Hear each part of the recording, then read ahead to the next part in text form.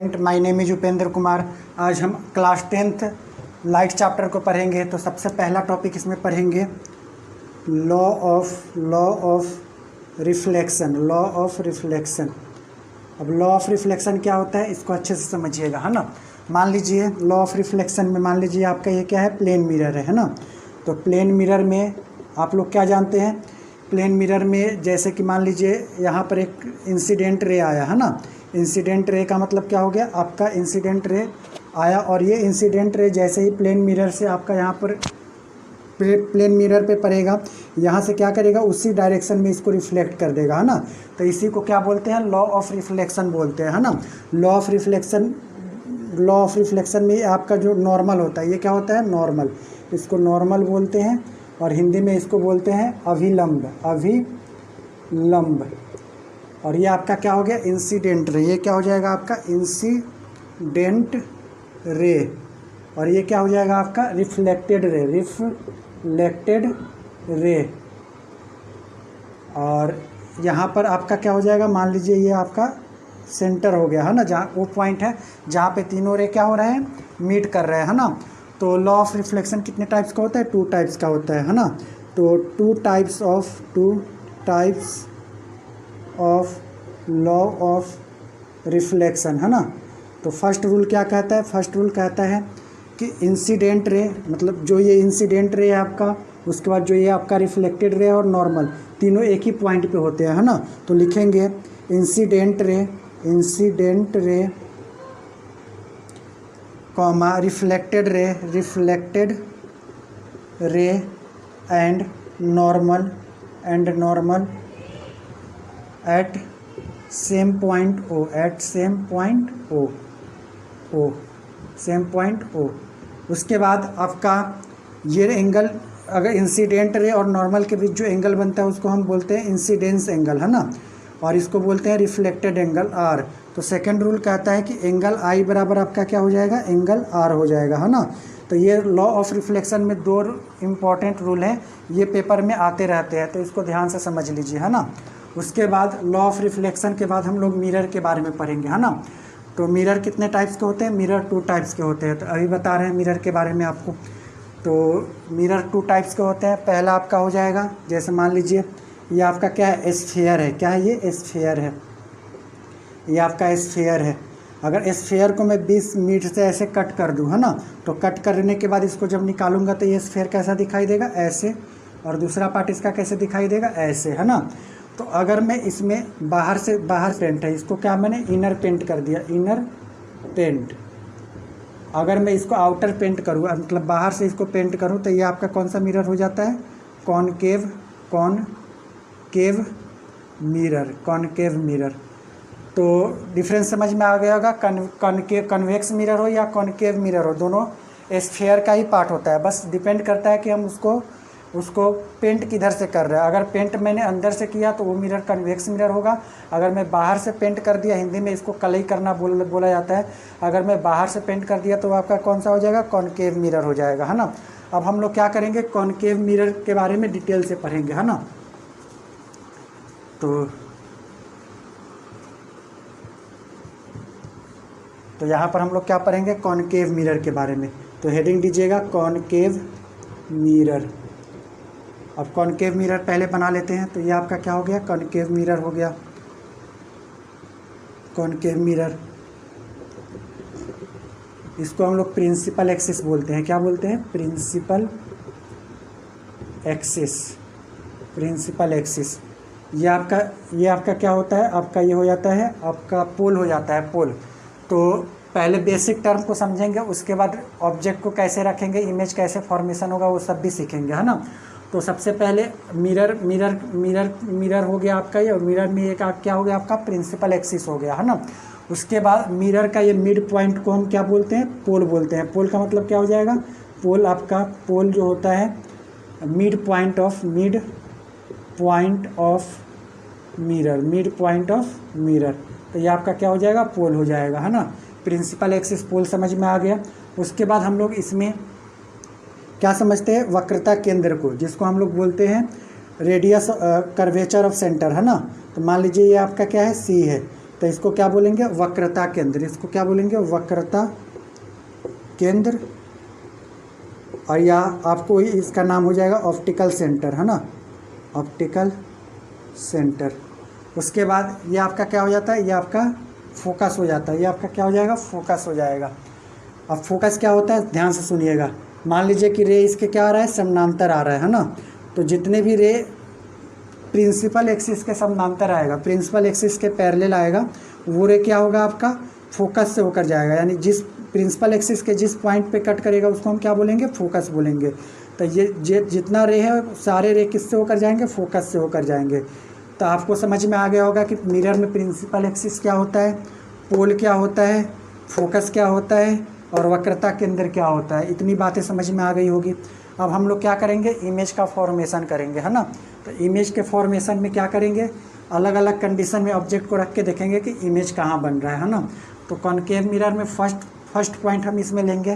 First point है आपका, first point इसमें लेंगे व्हेन ऑब्जेक्ट एट इन्फिनिटी, है ना। यानी जब वस्तु कहाँ पे हो, अनंत पर हो। जब वस्तु कहाँ पे हो, अनंत पे हो। तो हम क्या करेंगे, ऐसे मान लीजिए ये कौन सा मिरर है आपका, कॉनकेव मिरर हो गया, है ना। कॉनकेव मिरर के बाद ये आपका क्या हो जाएगा, कॉनकेव मिरर के बाद ये आपका हो जाएगा ऑप्टिकल आपका ये पोल हो जाएगा, है ना। ये आपका क्या हो गया, फोकस। और ये आपका क्या हो गया, वक्रता केंद्र, है ना। अब क्या करेंगे, वस्तु को मैं अनंत पे रखूँगा। तो अनंत का मतलब क्या हो गया, बहुत दूर। तो बहुत दूर से एक एजम्पशन मान लिया जाता है कि रे जो होता है दूर से जो होता है प्रिंसिपल एक्सिस के पैरेलल आता है। तो ये रे प्रिंसिपल एक्सिस के पैरेलल आया, ये भी रे क्या आ गया, प्रिंसिपल एक्सिस के पैरेलल आ गया। अगर ये प्रिंसिपल एक्सिस के पैरेलल है तो इसको जाना कहाँ से होकर, फोकस से होकर जाएगा। तो ये फोकस से होकर चला गया। इधर से भी रे कहाँ से होकर चला गया, फोकस से होकर चला गया, है ना। तो जब वस्तु को हम कहाँ रखेंगे, अनंत पर रखेंगे। व्हेन ऑब्जेक्ट एट इन्फिनिटी, तो हमारा इमेज कहाँ बनेगा, इमेज फॉर्मेशन का मतलब होता है जहाँ भी दो रे कट करेगा, जहाँ भी दो रे कट करेगा उसको क्या बोलेंगे, इमेज बोलेंगे। तो हमारा इमेज कहाँ बन रहा है, फोकस पे बन रहा है। तो व्हेन ऑब्जेक्ट एट इन्फिनिटी, तो इमेज कहाँ बनेगा, इमेज आपका बनेगा at focus, image at focus, है ना, फोकस पे बनेगा। फर्स्ट पॉइंट फोकस पे बनने के साथ इसका साइज कैसा होगा, साइज का मतलब देखिए दोनों रे क्या कर रहा है, एक पॉइंट पे कट रहा है तो वेरी वेरी स्मॉल होगा। साइज क्या होगा, वेरी वेरी स्मॉल। तो साइज आपका क्या हो गया, बहुत छोटा हो गया। थर्ड पॉइंट कैसा बनेगा, सीधा बनेगा, उल्टा बनेगा, कैसा होगा। तो देखिए जब भी इमेज दर्पण के सामने बने, जब भी इमेज क्या होगा, मिरर के सामने बने, इन फ्रंट ऑफ मिरर बने, है ना। तो ऑब्जेक्ट आपका जो इमेज होगा, इमेज आपका रियल होगा, रियल। और जब भी इमेज आपका रियल होगा तो वो क्या होगा, अपोजिट होगा। तो इमेज क्या होगा, रियल एंड अपोजिट। तो पेपर में 2 नंबर का आपका यही पूछेगा कि in concave mirror when object at infinity then what is the ray diagram. तो रे डायग्राम बना दीजिएगा। और पूछेगा फोकस कहाँ बनेगा, सॉरी इमेज कहाँ बनेगा, उसका साइज क्या होगा, उसका नेचर क्या होगा। तो ये आपका ये क्या हो गया, आपका पोजीशन, मतलब इमेज कहाँ बना, ये पोजीशन। ये आपका क्या हो गया, साइज। और ये आपका क्या हो गया, नेचर, मतलब इमेज का नेचर क्या है ना, नेचर। तो समझ में आ गया होगा। अब सेकंड कंडीशन क्या रखेंगे, व्हेन ऑब्जेक्ट एट, अब सेकंड केस रखेंगे इसी में।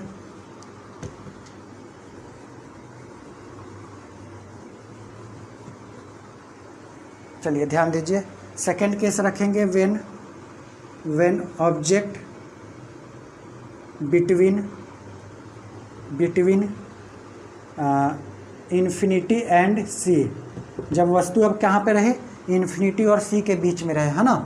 तो जब वस्तु इन्फिनिटी और सी के बीच में रहेगा तब इमेज कहाँ बनेगा, देख लेते हैं, है ना। तो मान लीजिए वस्तु को मैंने यहाँ पे रख दिया, इन्फिनिटी और सी के बीच में है। इस वस्तु का नाम मान लीजिए ए बी है ना। अब यहाँ से एक रे निकलेगा आपका और ये रे क्या होगा, मिरर से टकराएगा। मिरर से टकराने के बाद कहाँ से जाएगा, फोकस से जाएगा। उसके बाद दूसरा रे रूल होता है कि दूसरा रे आपका किससे होकर जाएगा, सी से होकर जाएगा, है ना। तो दूसरे रे को क्या करेंगे, सी से होकर भेजेंगे। तो ये सी से जो है सी से होकर जाएगा, है ना। जैसे ही सी से होकर गया, इसको लौटना कहाँ से है, सी से ही, है ना। तो ये रे ऐसे गया सी से और ये यहाँ से ये लौट गया, है ना। तो लौटने के बाद ये दोनों रे कहाँ कट कर रहे हैं, यहाँ पे कट कर रहे हैं। तो इमेज आपका कहाँ बनेगा, इस पॉइंट पे बनेगा, है ना। तो देखिए ऑब्जेक्ट ए भी था और इमेज कैसे बन गया, ए डैश बी डैश, है ना। तो सबसे पहले पोजीशन बताएंगे कि ऑब्जेक्ट कहाँ बनेगा। तो पोजीशन क्या हो जाएगा आपका, पोजीशन हो जाएगा आपका when object between infinity and C. तो पोजीशन हो जाएगा, देखिए इमेज कहाँ बन रहा है, सी और एफ के बीच में बन रहा है। तो लिखेंगे image between C and F, यानी इमेज कहाँ बनेगा, सी और एफ के बीच में बनेगा। उसके बाद आपका क्या बताएंगे, इसका साइज बताएंगे। तो साइज आपका क्या होगा, साइज आपका होगा स्मॉल। साइज क्या होगा, स्मॉल, यानी छोटा होगा। जितना बड़ा ऑब्जेक्ट है उससे छोटा आपका क्या होगा, इमेज का साइज होगा। नेचर कैसा होगा आपका, नेचर आपका होगा रियल, और फिर इन फ्रंट ऑफ मिरर बन रहा है तो रियल एंड क्या हो जाएगा, अपोजिट हो जाएगा, रियल एंड अपोजिट। तो ये आपका सेकंड केस हो गया, when object between infinity and C. अब थर्ड केस लेंगे, व्हेन ऑब्जेक्ट, थर्ड केस में आपका क्या हो जाएगा, लिख दे रहा हूँ।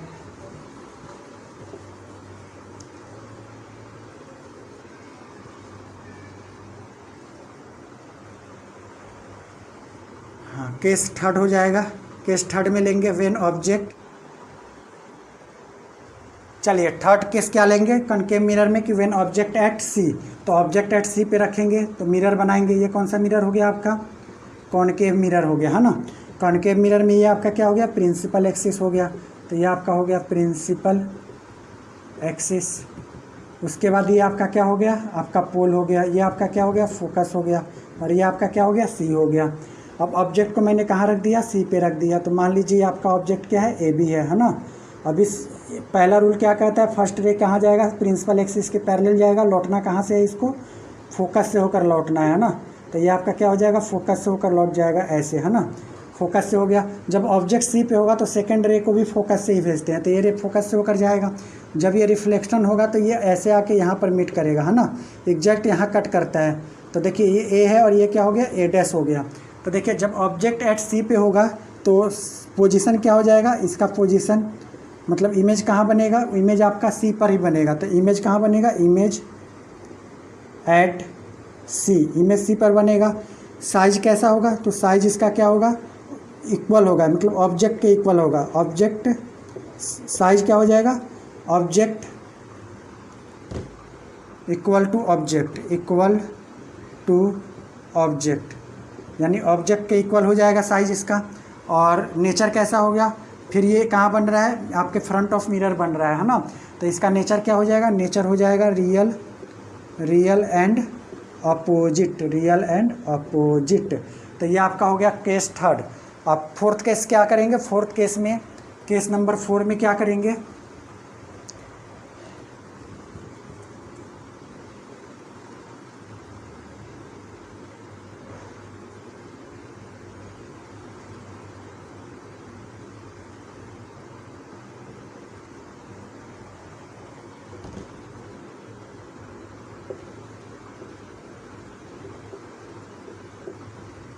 केस 4 में क्या करेंगे, ऑब्जेक्ट को, object between C and F.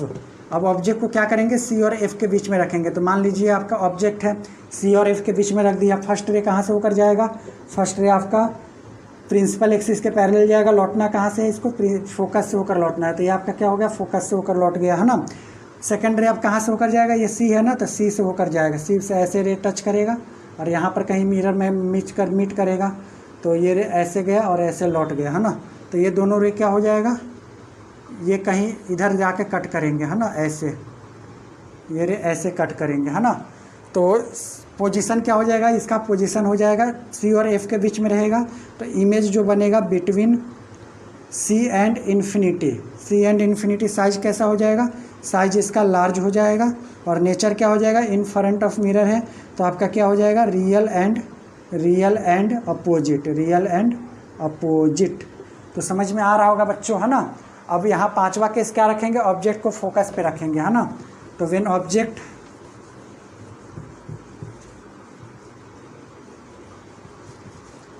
तो केस नंबर 5 क्या है आपका, ये क्या है, कॉनकेव मिरर का केस चल रहा है ना। कॉनकेव मिरर में केस 5 क्या है, केस 5 है आपका जब when object at focus, when object at focus. तो ये आपका क्या हो गया, कॉनकेव मिरर हो गया, ये कॉनकेव मिरर हो गया। उसके बाद ये आपका क्या हो गया, प्रिंसिपल एक्सिस हो गया। और ये क्या हो गया आपका, ये आपका हो गया पोल।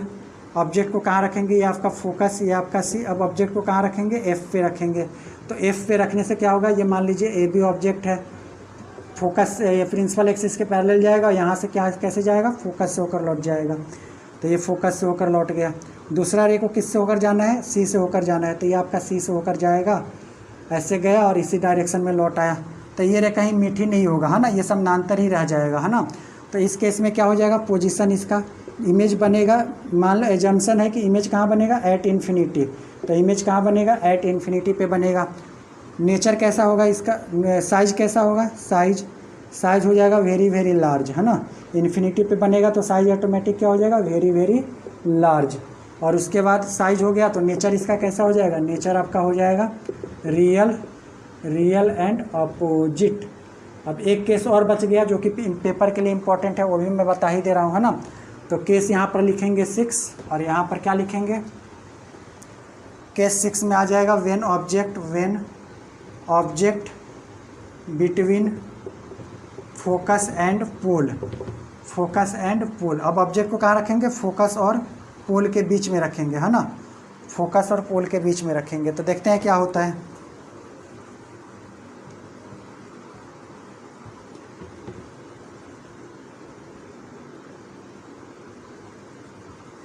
चलिए, तो ये हमारा क्या हो गया, ये हमारा पोल हो गया, और ये हमारा क्या हो गया, फोकस, और ये हमारा क्या हो गया, सी। ऑब्जेक्ट को कहाँ रखेंगे, पोल और फोकस के बीच में। तो ये आपका ए बी ऑब्जेक्ट है। फर्स्ट रे कहाँ जाएगा, प्रिंसिपल एक्सिस के पैरेलल लौट कैसे जाएगा, फोकस से होकर, है ना। उसके बाद क्या करेंगे, दूसरा रे किससे जाएगा, सी से होकर जाएगा, है ना। तो सी से होकर गया ऐसे, है ना। अब ऐसे जाएगा, इसको ऐसे मिलाएंगे तो ये ऐसे गया, लौटा ऐसे, है ना। तो ये आपका ऐसे लौट जाएगा। तो इस केस में क्या होता है, इस इमेज का फॉर्मेशन ऐसे करते हैं ना, ऐसे मिला देते हैं। तो इमेज क्या होता है, मिरर के बिहाइंड बनने लगता है, पीछे, है ना। तो ये आपका क्या हो गया, ए डैश बी डैश, है ना। तो इस केस में पोजीशन आपका क्या हो जाएगा, इमेज कहाँ बनेगा, तो पोजीशन आपका हो जाएगा इमेज बिहाइंड द मिरर बनेगा। इमेज कहाँ बनेगा, image formed behind the mirror, मतलब मिरर के पीछे बनेगा। साइज कैसा होगा, साइज आपका देख रहे हैं ऑब्जेक्ट इतना है और ये इतना बड़ा हो गया, तो साइज आपका हो जाएगा लार्ज, है ना। और नेचर कैसा हो जाएगा इसका, नेचर हो जाएगा आपका, जब भी कोई इमेज आपका दर्पण के पीछे बने, है ना, तो वो आपका हो जाता है इमेजनरी, है ना। वर्चुअल या इमेजनरी, वर्चुअल एंड इरेक्ट का मतलब देखिए, जैसा ऑब्जेक्ट है वैसा ही ऑब्जेक्ट बन रहा है, तो इरेक्ट यानी सीधा, है ना। तो वर्चुअल एंड इरेक्ट बनेगा। तो एक बार मैं क्या कर रहा हूँ, कंक्लूड कर दे रहा हूँ। होता क्या है कनकेव मिरर में, जब ऑब्जेक्ट को पहले कहाँ रखे थे, इन्फिनिटी पे रखे, तो इन्फिनिटी पे रखने से क्या आपका इमेज बन जाएगा, इन्फिनिटी पे रखने से आपका इमेज बन रहा था फोकस पे। कैसा बन रहा था, छोटा बन रहा था, कैसा था, रियल एंड अपोजिट था। उसके बाद मैंने क्या किया, ऑब्जेक्ट को क्या किया, इन्फिनिटी और सी के बीच में शिफ्ट कर दिया। तो भी इमेज आपका कहाँ बन रहा था, इन्फिनिटी और सी के बीच में रखने से एफ और सी के बीच में बन रहा था। कैसा बन रहा था, छोटा बन रहा था, स्मॉल बन रहा था। उसके बाद आपका क्या था, वो उसका नेचर कैसा था, उसका नेचर था कि वो रियल था, और क्या था, रियल के साथ साथ इन्वर्टेड था, यानी अपोजिट था, रियल के साथ वो अपोजिट था। इसके बाद हम लोगों ने क्या किया, ऑब्जेक्ट को सी पे रख दिया। सी पे रखने से क्या हो रहा था, इमेज सी पे ही बन रहा था, और जितना बड़ा इमेज ऑब्जेक्ट था वैसा ही उतना ही बड़ा इमेज था, तो इक्वल साइज का बन रहा था। और कैसा था, रियल और क्या था आपका, इन्वर्टेड या रियल और अपोजिट, या आपका आप बोल सकते हैं वास्तविक और क्या था, उल्टा था, है ना। उसके बाद मैंने क्या किया, सी और एफ के बीच में रखा था, तो इमेज कहाँ बन रहा था, इन्फिनिटी एंड सी के बीच में बन रहा था। कैसा बन रहा था, वेरी वेरी लार्ज बन रहा था, वेरी वेरी लार्ज, है ना। और क्या हो रहा था, वो रियल क्या था, रियल और अपोजिट था। उसके बाद मैंने फोकस पे रखा, फोकस पे रखने से वो इमेज इन्फिनिटी पे बना, तो वहाँ पर भी क्या हो गया, बहुत बड़ा बन गया, है ना। तो और उसके बाद लास्ट केस क्या था, फोकस और पी के बीच में रखा था। तो फोकस और पी के बीच में रखने से हुआ क्या, इमेज क्या हो गया, दर्पण के पीछे बन गया, है ना। तो दर्पण के पीछे बनने के कारण मैंने इसको क्या बोल दिया कि ये इमेज आपका कैसा है, वर्चुअल और इरेक्ट है, सीधा है ना। तो थैंक यू वीडियो देखने के लिए।